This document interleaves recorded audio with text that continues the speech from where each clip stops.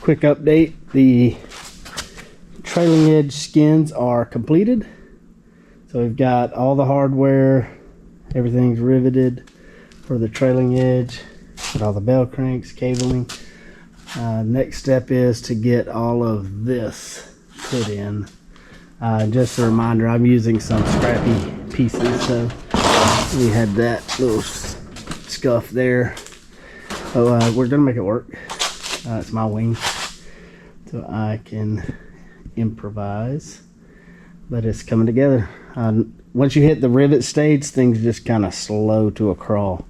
So the only things left on this wing is get the leading edge skins on, then we've got to get the spoiler. I've already put the plates in, but we'll get the spoilers installed, and then we'll set the slats. And once we set the slats, we can close them up. So these are the slats for the left wing. They've already been set, closed up. We'll set these slats, close them up, and then we'll have the slats, ailerons, flaps for both wings completed, and we will have both wings completed. Then we'll pick back up on the fuselage, or pick up on the fuselage. We actually started in manual 3, which is the wing manual, and now we're going to back up, pick up at step 1 in the fuselage manual and start building the fuselage. At some point those two will meet and we will put the wings on the fuselage. That's when we'll do the final set for the fuel tank. Once we get the fuel tank set where we want it, that's when we'll pull that out, cover these wings. We'll make a lid that goes on here, so it's an extra long lid, so we'll have to make that, and then we'll cover it. And the next thing for the wings after that would be painting, but that'll be quite a bit down the road. So that's the update for tonight. We'll keep chugging along. All right, back at it this morning. We've got the leading edges put on. The only Cleco's open on the bottom. You still hear Cleco's popping. I just finished that. But the Cleco's on the bottom are for the rib nut, or the rib nuts that are going to be used for the cover for the gas tank. So I'm leaving those in just as a reminder. When we go down through this, we'll do the same thing. Every other one will be a rib nut. I've got all the Cleco's in. This don't have Cleco's because I haven't back drilled it into the stringer yet. So this is really your final opportunity to check make sure you got the right ribs in the right place. Like post the slat arm, you should have a rib that's cut out right here. Should not have tabs on it. So we'll check all of those. And by post, I mean facing the root. No tabs, no tabs, no tabs. Another one to check is over here on the leading edge for the strut attach bracket. This one should not have tabs on it. So normally this rib would have tabs coming out that would attach right here. So where these are, you would basically see, if you did this wrong, you would see a tab with a bunch of holes, and it would look odd. So you'd probably catch that. Then you've got your jury strut attach point here. And it should be roughly in the center of that pocket and centered along that spar. So next step is just a lot of suck, which is drilling, deburring, and riveting. It's just when you hit the rivet sections, it's just slows everything down. Another thing to note when you're when I put these on, I put a couple of rivets in the back and then let this front piece fold over, and then I take a mallet and I kind of tap if these are lined up and you tap, these will come in line. So I always do tap on the rib with a mallet, not with a regular hammer, and these will kind of line up on you as you go down.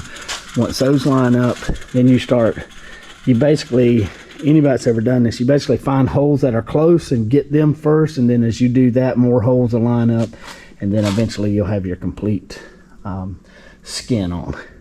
Not fun, very tedious, but necessary. So my next step here is just head down, start drilling, deburring, and riveting. Got all the rivets in the leading edge except for the stringer run, but everything other than that is put in. Now what I did here is on these didn't have holes in them, but there's a tab there, so I put a rivet there. Also here where this overlaps, there's a tab, a rivet there, and then a rivet there. So next step is come back and rivet the stringer on the top side and the stringer, you can't see it, on the bottom side here. And once we get all that locked in, then we will do the spoiler, which I've already got the bearings and stuff installed. And then the final thing on this wing before covering is the slats.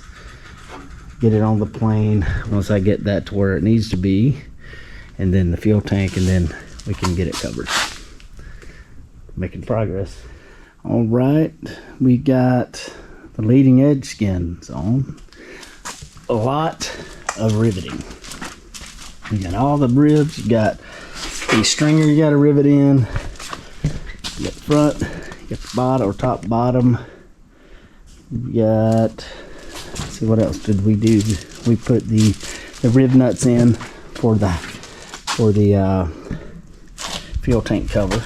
So that'll be once we get the fuel tank in, get everything seated.